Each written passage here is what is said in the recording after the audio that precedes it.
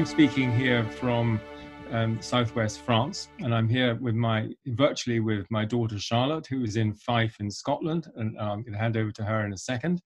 It's a real pleasure to welcome you all to this call where we're going to be asking a few questions based on this new book by Riane and her co-author Douglas P. Fry, called Nurturing Our Humanity.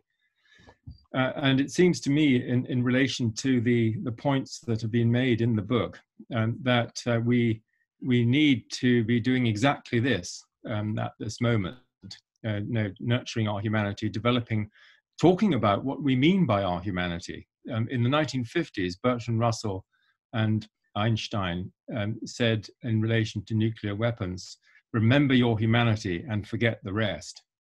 And I think we're in a similar period here, that we need to remember our humanity, develop that humanity, that real sense of depth that we all have, and which is rather neglected in our current society. And so I'm just going to light a candle, so that will accompany us on our. I'll show you. It's not as exotic a candle as Bernard Carr lit last week, but here you are. We have the light to accompany us on the the journey. And I just wanted to say that I can't remember when I first read The Chalice and the Blade by Riane, but it was many, many years ago. And I think anybody who's read it here will have it'll have influenced them in an important way. And I've also read her book on education, and one or two other books, and also a book on sacred sexuality, which might be the subject of another topic, if not a conference, called Sacred Pleasure. So Riane is a very wide-ranging author and influential, and we're very glad to see you here this evening. Charlotte, I'm just going to hand over to you to say how you came into Riane. Hi everyone, welcome. I first came across Riane's work when I was working on my dissertation. So that was in 2016, and I was studying history of art at Durham University, and particularly Viennese art. And it was with reference to the sacred sexuality element of her work, and looking at myths and really questioning some of the stories that we've been told around certain biblical stories. And the thing that I really took away from it the most, I think, was the context around stories in the Bible. So I'd never really considered that the Bible was written for an audience before. But when I read this in The Chalice and the Blade, and about the kind of the people and the ideas and the symbols that they worshipped, and then how that was incorporated into certain stories in the Bible, that was really influential in the way that I thought about things. And so yes, I read The Chalice of the Blade and Sacred Pleasure, and gained a lot from them. So I'm really pleased to be here interviewing her today. Thank you very much, Charlotte. So what we're going to do is we're going to ask a number of questions which we've prepared in advance to Riane, and then there may be some supplementaries. We'll see how this works, and then we're going to go into small groups just before the break, and so that's how we're going to proceed. So the first question relates to your formative experiences, Riane. We found in an interview an extraordinary experience that you had when you were quite young, about swimming out to a lagoon and getting a sense that you really wanted to do something important with your life. So maybe we could start by your relating one or two formative experiences which have been influential in your development and influenced your work. Thank you, and it's a pleasure to be with you, all of you, here today. As you know, I have a great deal of passion for this work, for my research, for my writing, for my speaking, for my activism, which are all interconnected. And that passion has some of you know, and I know that David and Charlotte know, is really very deeply rooted in my early experiences as a child. I was a child refugee with my parents from Nazi Europe. We had to leave my native Vienna at night, just carrying what we could. And this was after Kristallnacht, and a gang of Nazis came to my home and dragged my father away. And by a miracle, really, my mother obtained his release. It's a story of what I call spiritual courage, the courage to stand up against injustice out of love, not courage to kill the dragon or the enemy or whatever, because she recognized one of the Nazis as an Austrian young man who had been an errand boy for the family business, and she just got furious. She said, "How dare you do this to this man who has been so kind to you? I want him back." And she could have been killed, because many Jewish people were killed that night. But whether it was the authoritarian domination, personality responding to authority, who knows? Whatever it was, and yes, some money eventually did pass hands. My father was released, and we were able to flee, and we fled. They were able to purchase entry permits to Cuba, one of the only two places, really, Shanghai and Cuba, that sold them to Jewish people who were desperate to leave the continent. And I grew up, of course, in the industrial slums of Havana, experiencing another traumatic experience, poverty, and not just our own poverty at the beginning, because my parents finally, got themselves up. They were sort of very entrepreneurial. But the poverty of those around me. And this led me to questions that I'm sure many of you have asked at some point in your lives. Does it have to be this way? Does there have to be so much injustice, so much cruelty, so much destructiveness, when we humans, as I saw with my mother, have such an enormous capacity for caring, for consciousness, for creativity? And it was really these questions that many years later, obviously, led to my research. And you also tell us about the incident swimming out to the lagoon, because I think that's such an interesting one. What did you say? I didn't catch the incident where you swam out to the lagoon. Well, it was in Cuba, and I saw the newsreels. The war had ended. The concentration, the death camps were discovered. And I saw the newsreels, and it was really it was a body blow. I mean, to see really the inhumanity of what had happened there. And I didn't know what to do. And I always went to the movies with a friend on Saturdays. And my friend didn't come that Saturday, so I was by myself. And I took the streetcar out into the suburbs, and where we used to go swimming at the beach. And I swam way, way out, further out than I ever had. And when I finally arrived at this little raft that was anchored out there where I had never been, I was of course exhausted. And I think sometimes when we're exhausted, we have these sort of insights, these experiences. I call them spiritual experiences. But it was really at that point in my desperation and my anguish that I had this sense that, yes, that I really was being called. How old were you? Do you remember? What, Charlotte? Roughly how old were you? I was almost 14. Very interesting. And we wanted to go on now to talk about the origins of your fundamental categories, and the dominator and partnership. societies, and how you arrived at those, because they have been enormously influential, and it's not everybody who has categories taken up by millions of people as you have.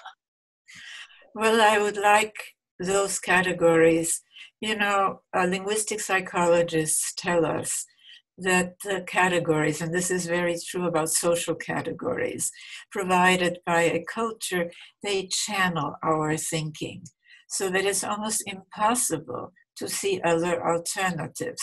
So yes, we need new language for fundamental change. And I set out really, as I said, to answer these questions of my childhood. And it became very clear to me that categories like capitalist, socialist, right, left, religious, secular, Eastern, Western, Northern, Southern, they were useless. I mean, for one thing, there have been very repressive, violent regimes in every one of these categories. Moreover, and this is really something that is so fundamental, and yet we have been socialized to take it for granted. These categories either marginalize or completely ignore the majority of humanity, women and children. I mean, think about what we're taught, even in our universities, about what is important knowledge and truth, right? I mean, I woke up one day and I thought, because I didn't have what we call a feminist consciousness for a long time. And I woke up as if from a long drugged sleep to realize that as much as having been born Jewish almost cost me my life, having been born female had so really directly affected my life and my life options, okay? But I also realized something amazing, that in all my years of so-called higher education, right, there had been hardly anything by, about, or for people like me, women. And it's a little better now, but it's so slow, and it's just a mess, really. So anyway, I drew from a much larger database. You were going to say something, Charlotte. Yeah, I was just going to comment on that. That I finished school in 2013, and I was looking back over who I studied for history of art and English, which were the subjects I went on to study. And there was not a single woman out of 80 named artworks and 10 playwrights, novelists. It was just unbelievable. I think, actually, no, there was one. There was George Eliot, who obviously had to change her name to a man's name in order to be taken seriously. But I also wanted to ask, just for anybody who isn't familiar with the terms partnership and dominator, could you just explain and give some examples of each type? Certainly. Well, I drew from a much larger database. I mean, in my interdisciplinary, multidisciplinary, cross-cultural, transhistorical approach, for one thing, it was a database that included the whole of humanity, both its male and female forms, because those are the two basic forms of humanity, right? Then I drew from a database that really included what is also marginalized, where we all live in our family and other intimate relations. Because notice that these conventional categories pay hardly any attention to these very formative experiences that children have very early on, of course. And then I also drew, as you know, Charlotte and David, from a database that includes the whole span of our history, including the millennia of so-called prehistory, before deciphered written records. And I began to see patterns, configurations that are not visible through the lenses. You know, a colleague of mine calls conventional categories weapons of mass distraction. because they really fragment our consciousness, don't they? You know, we look at economics, we look at religion, we look, I mean, you know, but it doesn't show us the whole picture. And if you don't see the whole picture, you can't connect the dots. And the categories of the partnership system and the domination or dominator system really were configurations that kept repeating themselves. There were no names for them, so I gave them names. Now, the domination system, that was easy to name because it really is down rankings, whether it's in the family, and yes, my research includes the family and includes childhood and gender, or whether it's in politics, whether it's economics. But there was no name for this alternative that actually, it turns out, and in Nurturing Our Humanity, my co-author, Douglas Fry, is an expert on gathering, hunting, foraging societies, which is how we lived for millennia. I mean, many, many, many thousands of years. And he calls them the original partnership societies. And it describes a configuration that includes patterns that we've been taught to either ignore or marginalize, but which are central. Mm-hmm. For one thing, in the partnership configuration, rather than these top-down rankings, in both the family and in the state or tribe, you have much more equality. You do have hierarchies, but they're what I call, again, we need new language. I call them hierarchies of actualization, rather than hierarchies of domination. And we can get back to that if you like. Secondly, gender. The ranking of this male form of humanity over the female form that children internalize as, you know, before their brains are fully formed. And Nurturing Our Humanity, of course, we'll get to that, really has the evidence from neuroscience of how vital these first experiences and observations are in how what we think is reality, quote unquote. This is a template, isn't it, for equating difference with either superiority or inferiority, dominating or being dominated, being served or serving, whereas in the partnership system, there's much more equal valuing, not sameness, but equal valuing. And of course, domination systems are kept together, you know, whether they're secular or religious, you know, whether it's Khomeini's Iran or the Taliban or Hitler's Nazi Germany or Stalin's Soviet Union, by fear and by force, right? Mm. And there is some fear and there is some violence in partnership systems. You know, sometimes people lose it, but it doesn't have to be built into the system to maintain it.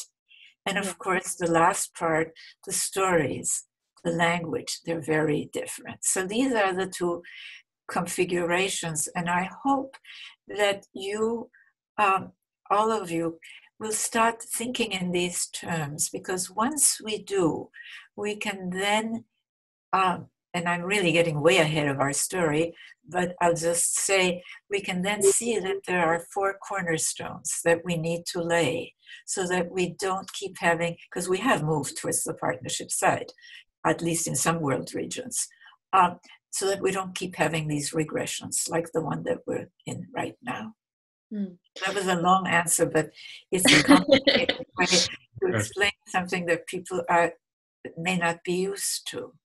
Yeah, absolutely. So just on that point, relating it to the time that we're living in today, how have you seen these two models of partnership and domination play out since the pandemic?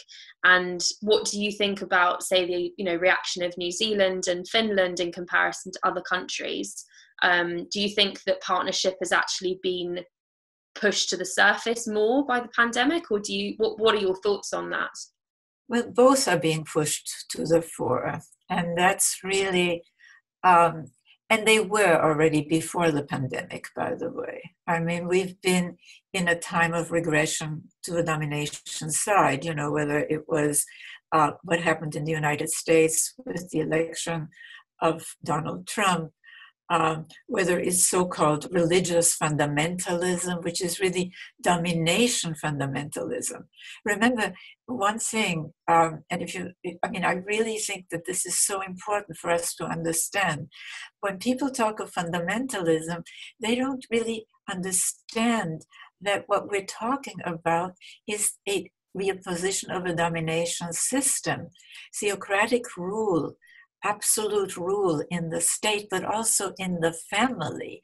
So that whether it was Hitler or Stalin, or whether it's Khomeini or the Taliban, for these people trying to push us back to a more rigid domination time, what they call the quote traditional family, which isn't traditional, it's a code word for an authoritarian, rigidly male-dominated, highly punitive family. That's a top priority, isn't it?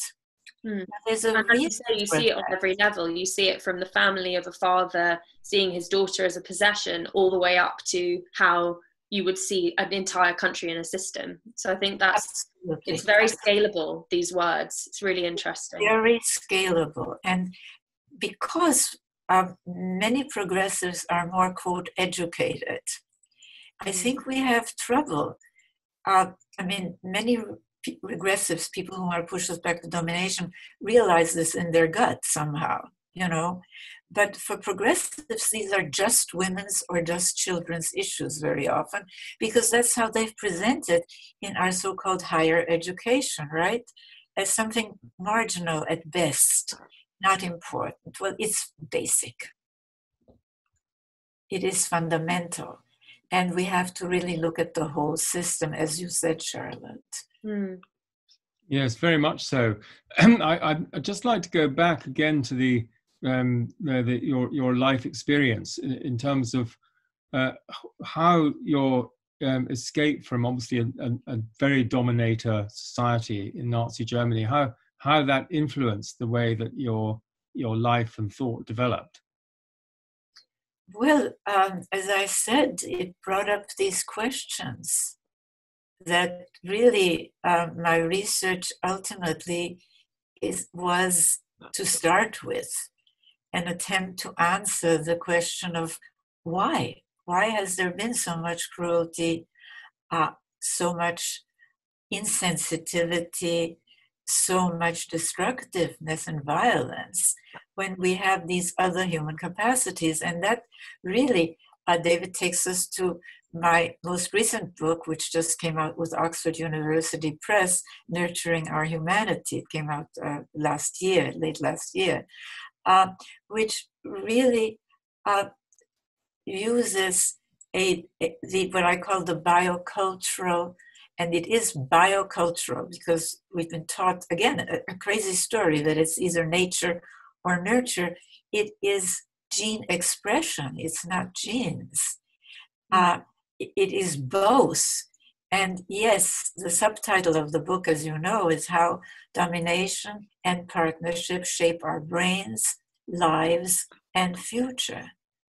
And I really hope that you did a lovely review of it, David. Maybe you can make it available to the people who are, but please read it, because it is such a rich book in terms of the data. And because we get the neuroscientific data in these glops, right? This, that, but this brings together just what is the message here? What are we really learning about what is foundational to how we develop, whether we develop our capacities for caring, for consciousness, for creativity, or whether we learn to suppress those, and in which you have to in domination systems, and up to a certain point, or to compartmentalize them just for the in-group, right? Or whether, we develop, this fight or flight, because domination systems also, and this is part of nurturing our humanity, are very stressful, starting in childhood, but the economics are stressful. The families are stressful. They're really trauma factories, And it's fascinating that we're beginning to talk so much more about trauma today. We're beginning to excavate, but we're excavating not from the perspective of this is the domination system, and these are various aspects of it, but again, all fragmented. And this work brings it together. And this is, I think, what we need. Can I just ask sort of a supplementary here, as it were? One of the people who had a psychological understanding of what was going on in the 1930s was Carl Jung. And so he saw the what he called a mass psychosis, and also the working out of the shadow. And I don't know how you view Jung's work in relation to your own. Well, I view Jung with a partnership domination lens. For example, his archetypes of female and male, anima and animus, are domination stereotypes. And he has done us a great disservice by labeling them as something inherent. No, these are really the way that we look at, quote, femininity and masculinity. I mean, how is femininity portrayed? Only in relationship, and as either man's, right? Man's inspiration, or again, man's threat, danger, temptress, right? And that's nonsense. Those are domination stereotypes. I mean, both women and men, and he didn't recognize this, are in domination systems put in these straitjackets so that they have to suppress part of their humanity, right? Women can't be assertive because then they're aggressive, right? Whereas in men, that's highly valued. Men, on the other hand, can't be caring and sensitive in the domination archetype, stereotype, because when they are, they're wimps, they're sissies, and both women and men internalize this. So I have mixed feelings about Jung. And as for the shadow, I think that, as I said, we have the biological capacity for what I guess Jung calls the shadow, insensitivity, cruelty, violence, but it isn't, it's social. And he didn't pay enough attention to, look, we know from neuroscience that how our brains develop really are a function of what children first experience and observe. And that varies from culture and subculture to culture and subculture. So if you are in a more partnership-oriented environment, now the good news, by the way, is also, and I'm being again nonlinear because we're really wired. It's very interesting. The story we've been told, about original sin or selfish genes, it's the same story, right? We're bad. We have to be controlled from the top, domination. But it turns out, as Frans de Waal put it, we have an enormous capacity for empathy, enormous. And it's wired into us. And as he says, nature wouldn't have gone into the empathy business if there weren't a real function for it. But I'm getting way ahead of our story. Your point about Jung is a very fair one, and he was a man, as you said, of his time. And so, Charlotte, over to you again. Yeah, I mean, I'm loving this discussion of that's so interesting what you said about Jung, because I looked at him again for my dissertation, and what I liked is that he did talk about every individual having masculine and feminine stereotypical quote unquote elements, and sort of, I don't know, I read a slight acceptance of that, which I think probably was quite unusual at the time, but I would need to read a bit more around it. But what I wanted to ask was, if you could put your new book, Nurturing Our Humanity, into the hands of any one person on the earth who's still alive today, who would you choose to give the book to? I thought about that, and I thought I would like to have the head of the United Nations Gutierrez habit, not because he is so powerful, because he's not, but because he is so well connected. And as you said in your question, that you would be sure that they would read it, because you can put the book into somebody's hand and they'll just put it, read 2 pages and put it on the shelf, and that's it. But we need new thinking. Einstein said it. He said, you cannot solve problems with the same thinking that created them. And that's exactly what we're trying to do still. In the mainstream, should it be socialism, should it be capitalism? We forget that both socialism came out of the 1700s, capitalism out of the 1800s, early industrial times. So we're now in the 21st century, post-industrial knowledge service rather than industrial economy. On that count alone, they would be obsolete. But they also came out of times that still oriented very much more to the domination side of the social scale. So for both Smith and Marx, and this is vital, and I write about it in Nurturing Our Humanity, but also in my book on economics, The Real Wealth of Nations. Both of them really, nature was just there to be exploited. Nothing about caring for our life support systems. And as for the work of caring for people, children, the sick, the elderly, that was supposed to, in their time, be done for free by women in male-controlled households. So, in fact, I also, aside from my systems science and sociology and and anthropology background, I'm an attorney as well. And so I know that even as late as when Marx wrote, in most places, even in the West, if a woman was injured, she could not sue for her injuries.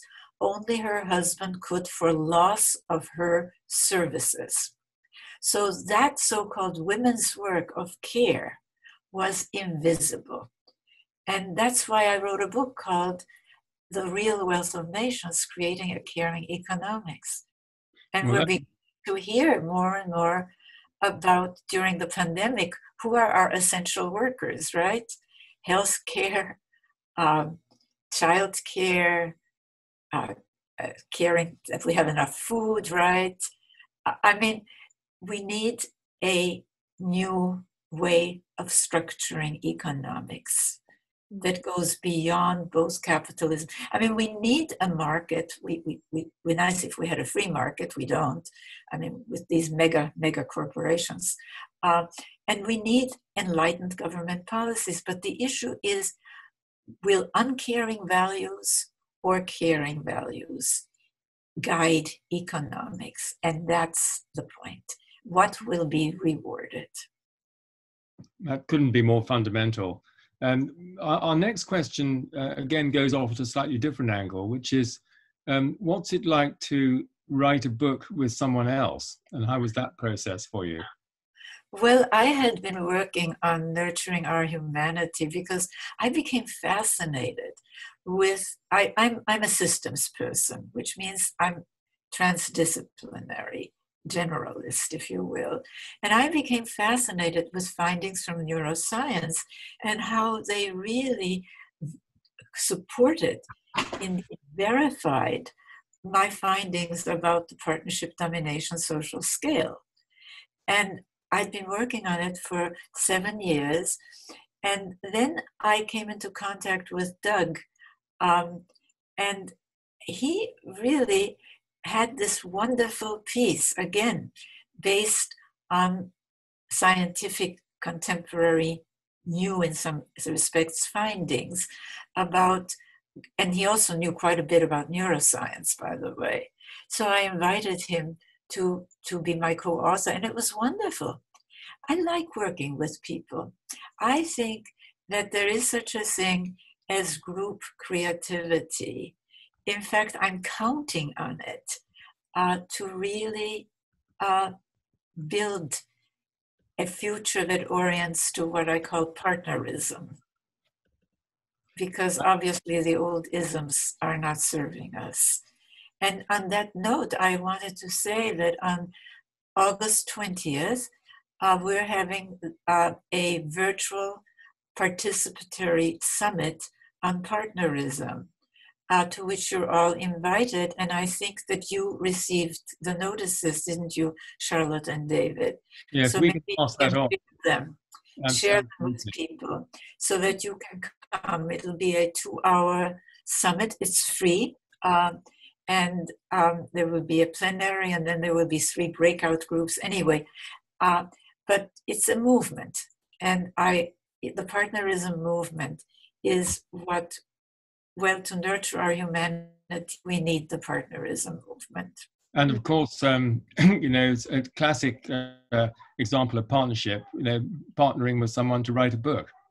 Well, that's only part of it, because it's really, as I said, a configuration that encompasses relationships all the way from the family to economics and politics and every institution in between, and that does not marginalize or ignore childhood and gender. Because as you know, I've proposed that we need 4 cornerstones if we are to really avoid these periodic regressions. We move a little forward and then we're pulled back. Perhaps you could just talk a little bit about that. Riane, perhaps you could just talk a little bit about the 4 cornerstones. I'd love to, but at first I want to preface it by something. We really have made progress, at least in some world regions. I mean, if you think of all the social movements that we think of as progressives, starting with the Enlightenment, so-called rights of man movement, they all challenged one thing, the same thing, a tradition of domination. Because the rights of man movement challenged the so-called divinely ordained right of kings to rule over their quote subjects. The feminist and then later the women's rights movements and challenged, again, another so-called divinely ordained domination tradition, the so-called divinely ordained right of men to rule over the women and children in the quote castles of their homes. The abolitionists and then the civil rights and anti-colonial movements challenged another tradition of domination, again, the so-called divinely ordained right of a, quote, superior race to rule over, quote, inferior ones, all the way to the movements for social and economic justice, challenging top-down rule, right? To the movements like the peace movement, the pacifist movement, and the peace movement. And then today, very important movement, the movement challenging what I call intimate violence, the pandemic globally of violence and abuse of women and children, often in their own homes, where they're the least safe, okay? That challenges other traditions of domination, doesn't it? The use of fear and force to maintain rankings, control. All the way to the environmental movement, challenging our once hallowed conquest, domination, right, of nature, that at our level of technological development could end our species.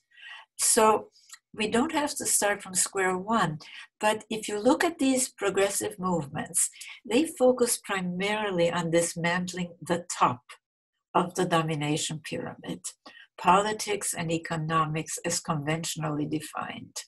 And they have paid far, far less attention to the foundations. And these are 4 cornerstones. One is childhood.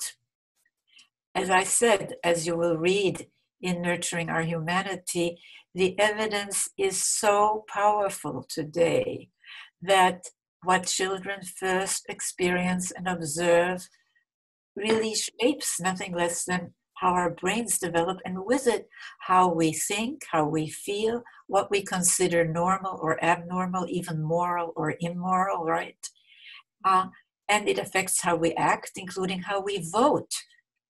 And there's a lot in Nurturing Our Humanity about why people vote for repressive, regressive domination, strongman leaders. It has a lot to do with their early experiences. Gender, as I said, if we look at our species, there's a male form and a female form.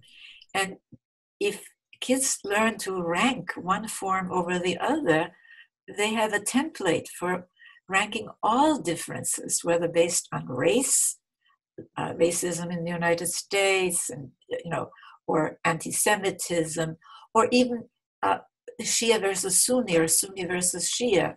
One sect against another. It doesn't matter. It's always in group versus out group.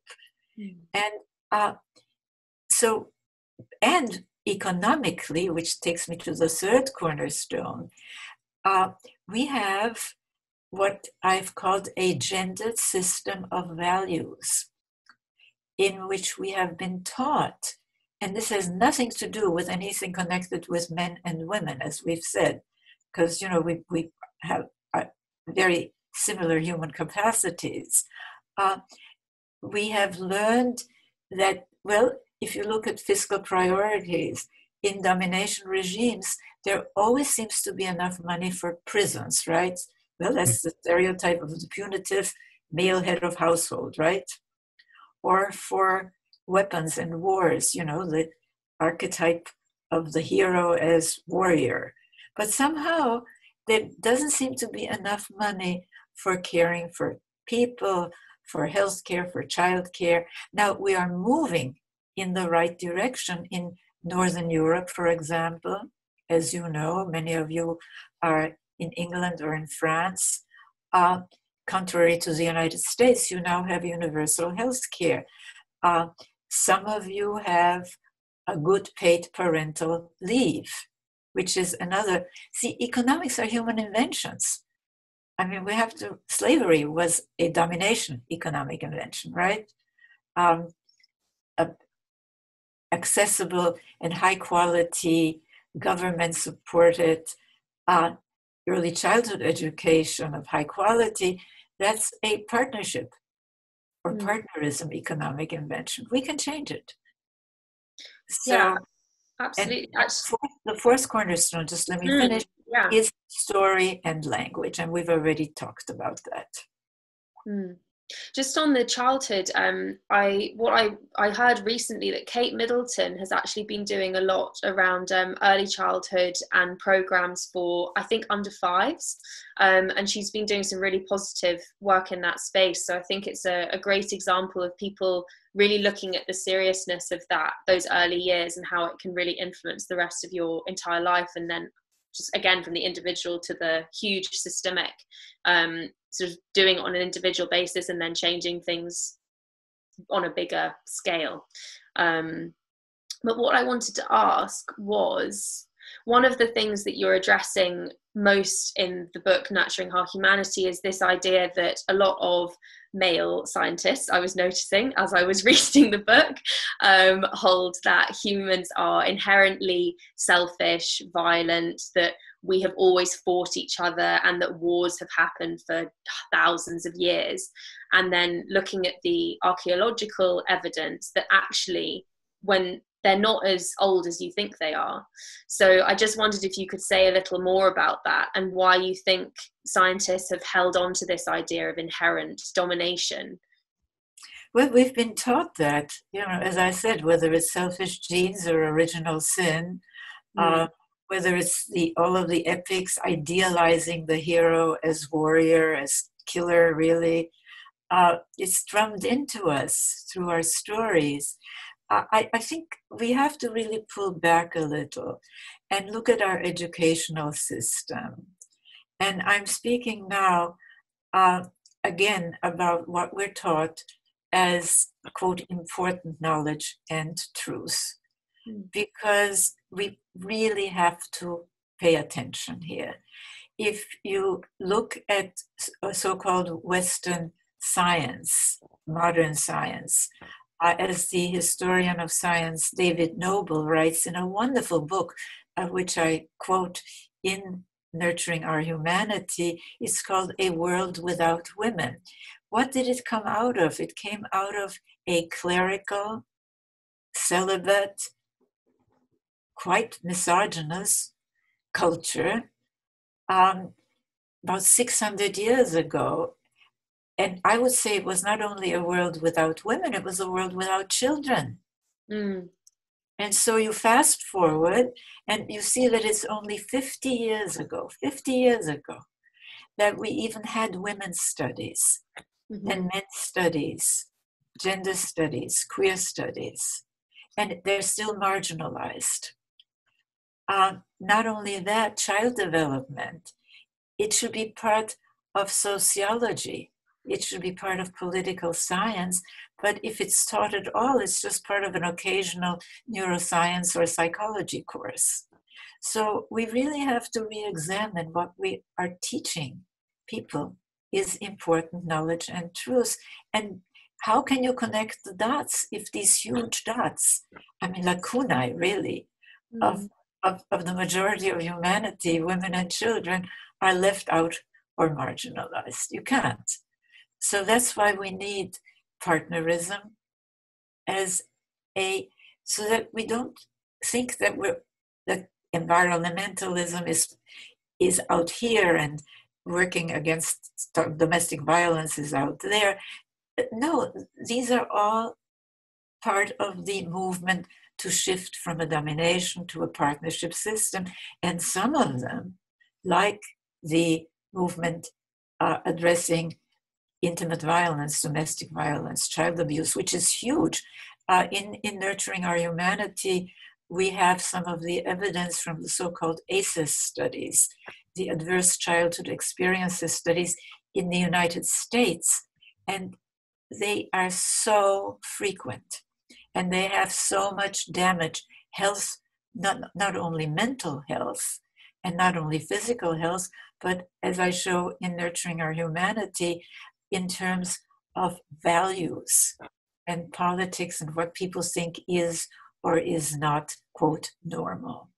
So we have a lot of work to do. But the COVID-19 pandemic, plus the rapid shift into the post-industrial era, plus climate change, really give us the opportunity to create new ways. And it always starts with consciousness. But then that consciousness can't just be a thing to itself. We have to put love into action. I mean, that's what we have to do. Very true. Our next question, and we're coming towards the end of the formal part of the interview, is when you write that we've also evolved powerful capacities, even proclivities for empathy, equity, helping, caring, and various other pro-social acts. And you have talked quite a bit about that already. Perhaps you could just say a little bit more about that, and also the neuroscientific support for that argument. Well, neuroscience, and you may have seen some of these studies, but it's always a blip, and then we go on to something else, another blip, rather than connecting things. Studies show, for example, that the so-called pleasure centers in our brains light up more when we share and care than when we win. And so many studies also show that really people feel better when they give than when they receive. I mean, the Nurturing Our Humanity is full of these studies, but instead of just having one isolated study here and another one there, it brings them together. And what it does, it changes what we think of as, quote, human nature.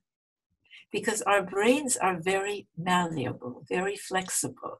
And that is both a blessing, but it is also a problem. Because when people who are brought up in rigid domination environments only see two possibilities. You either dominate or you're dominated. There is no partnership alternative. And President Donald Trump has said this in so many words. It's all about domination. You've got to dominate, right? And that was his experience.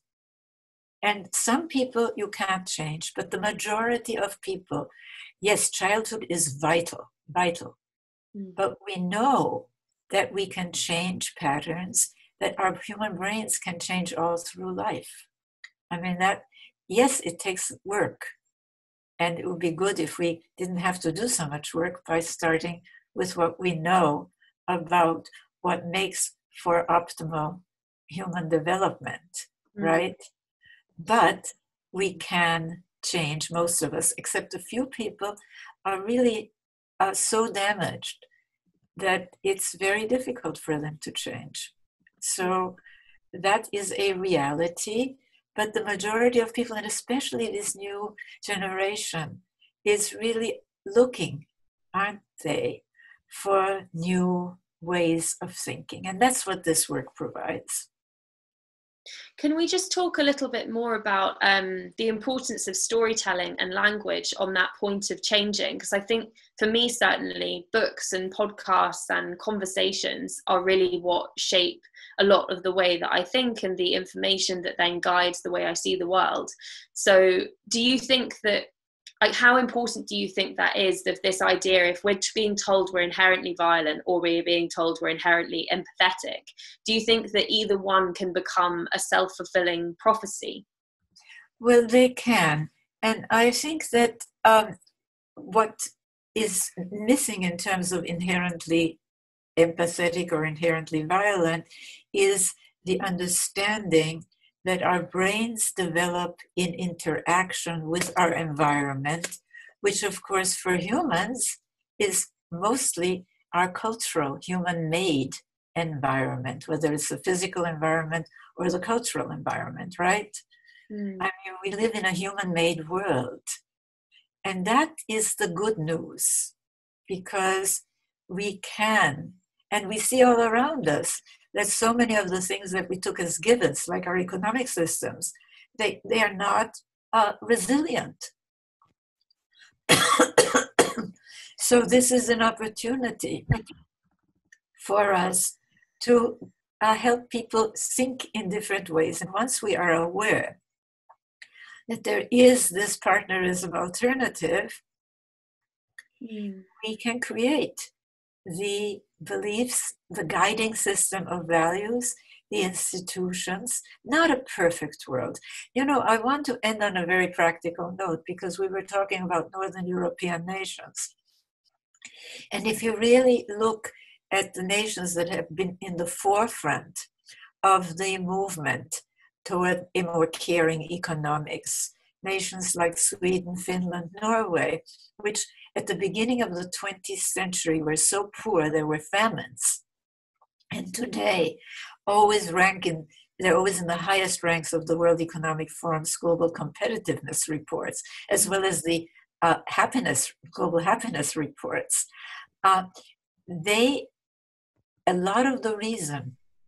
major reason for their caring, they pioneered universal health care, universal child care, very generous paid parental leave for both mothers and fathers, etc.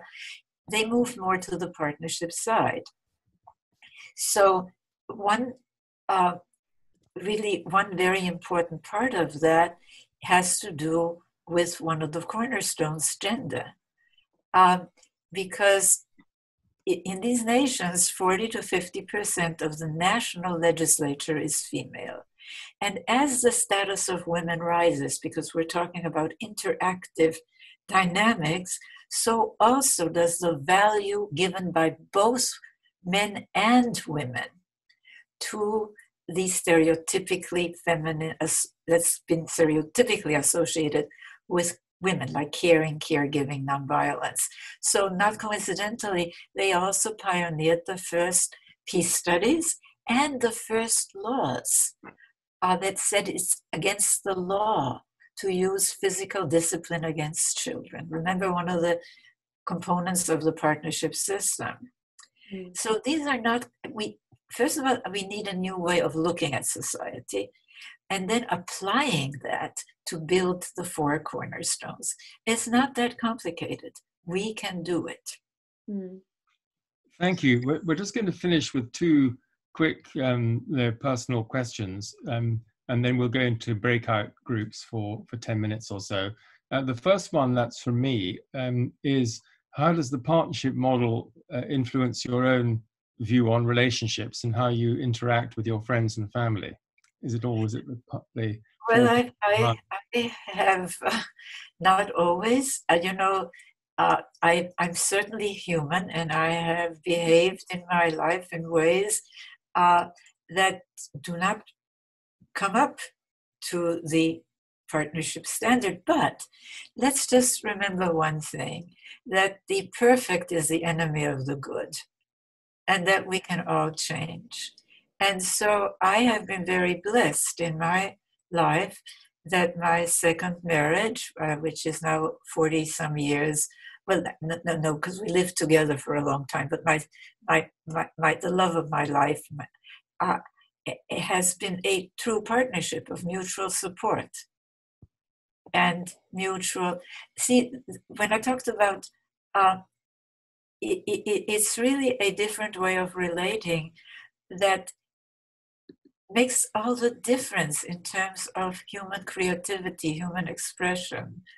I mean, my partner, David Loy, who, by the way, has really completely debunked the old story that Darwin, that he said is survival of the fittest, right? And the fittest are the meanest and the most violent.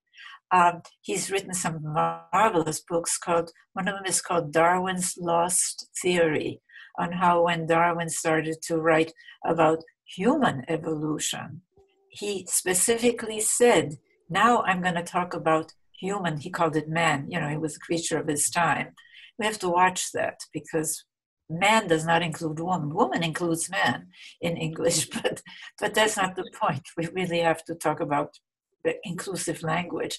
But David has really debunked this notion because Darwin, as David shows, Darwin in Descent of Man said very specifically, when you come to the human level, other elements come into play. And they are mutual aid. It's a completely different picture, okay? As David says, Darwin has been used as the 800-pound gorilla to maintain the domination system, right? Yes. And so that's another story to change. So yes, I've been very, very blessed. But I think that the point is this. This isn't about holding ourselves to some impossible standard of perfection. This is being aware that we all carry domination luggage. Yes, we do. And especially in my generation, my gosh. But that there are other possibilities. Yeah, absolutely. Just on Darwin, I thought it was very interesting that he mentioned the word love as many times as he did in The Descent of Man. Was it, how many was it? Can you remember? Oh, I think it's fascinating because in the index, the word love appears only twice. And when David did a computer search of Descent of Man, I think he found that he used it something like 82 times. Yeah, I mean, but the index was filtered through the domination lens. Yeah, exactly. I mean, the whole thing has been filtered through what we're taught as important knowledge and truth. And so I'm not saying let's not throw out the baby with the bathwater, but let's, for example, think that it's very strange to call a discipline humanities when 99% of the figures that we read about represent only the male half of humanity. And there's nothing about women's rights or children's rights. I mean, that is what should be taught in the humanities. Like some of at least the United Nations has conventions on it. I mean, goodness knows that half the nations that signed up to these conventions on the rights of children and rights of women, which the US never did, by the way, I mean, which is insane. But half the nations who did sign violate them all the time. They do not enforce laws etc. But that's another story. I've been in the forefront of really working for the human rights of women and children. I wrote the first article for the Human Rights Quarterly back in 1987 on what later became known as women's rights as human rights. And I've been promoting children's rights. I mean, if we, this idea, I taught a course, and one of my students, a graduate student, said, well, using a belt to hit a child, that's not violence. And it's like, how can she even think that? Why is it okay to hit somebody who's smaller and dependent on us, but not a stranger? You go to jail if you hit a stranger, right? Mm.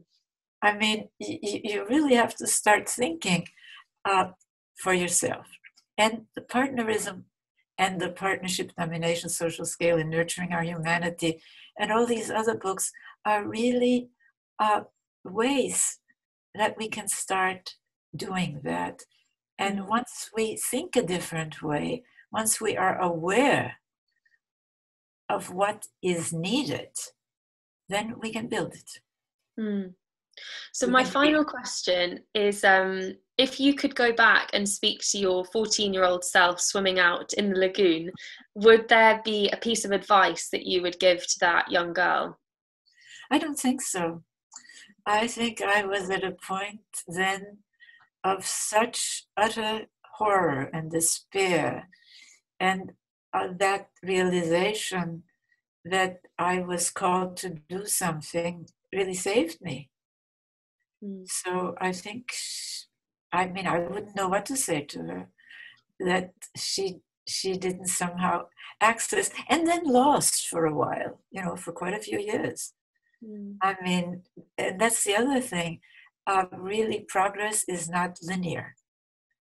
But we can build the Four Cornerstones and build solid foundations for the kind of world we so want and need. Thank you so much, Riane.